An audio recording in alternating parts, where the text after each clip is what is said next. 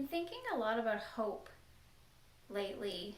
Um, and I think maybe this has something to do with my own sense that my hopes just keep on getting disappointed. Life in the time of COVID-19. Nothing we ever could have predicted. Life in the time of COVID means sickness, maybe. It means job loss for lots of us. It means all kinds of social restrictions that make a lot of good sense from a public health perspective, absolutely, but are also really hard in a lot of ways. And what about church? What about our elderly friends and grandparents? What about visiting our friends? What about sports? What about restaurants? What about hugs?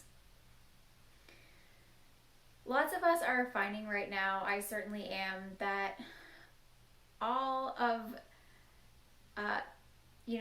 the news I'm reading is a form of disappointment. I'm hoping for things and they just don't happen. But whenever I start to feel sorry for myself because of these disappointed hopes, I can't help but think about my best friend Caitlin.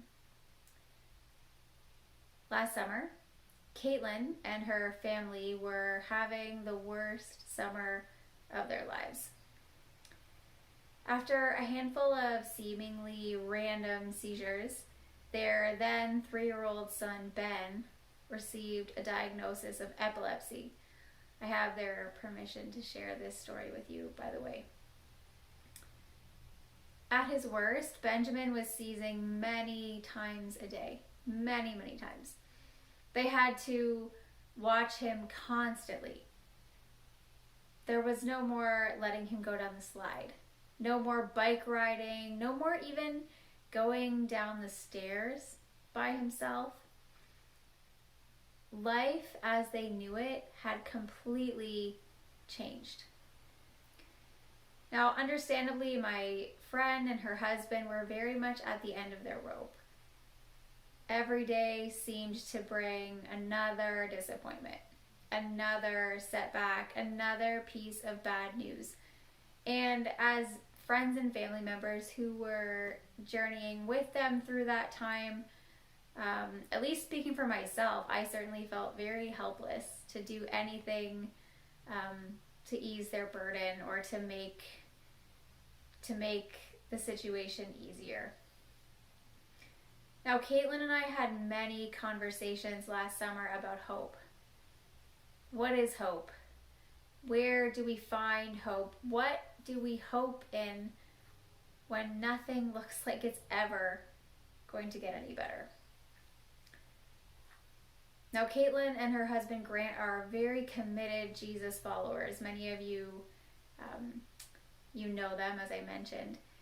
So in our conversations, we always talked a lot about Jesus too. And even on their darkest days, I watched my friends continually remind themselves and remind others that God was the source of their hope, not their circumstances. And even on their darkest days, even when it felt impossible, they always trusted God, pointed to God. Now, I should tell you that today Ben is almost 4 and he's doing great. With the help of medication, he's been seizure-free for a long time now, many months. And his parents want to make sure that all the glory for that goes to God. Lots of you were involved in praying for Ben too, so thank you if you are one of those people. And in these COVID-19 days of disappointment and disorientation, I'm remembering how my friends made it through such an impossible time by finding the right place for their hope. And I know that they would love it if you put your hope in Jesus rather than your circumstances too. Thanks for joining me today on Pastor's Corner. I hope that you'll plan to join us on Sunday as well for our online service. We're currently teaching through the book of Judges, which is a list of very sad stories about leaders who usually lacked the kind of faith that I'm describing here, but whose lives still have something important to teach us about the character of God. Hope you'll join us. See you soon.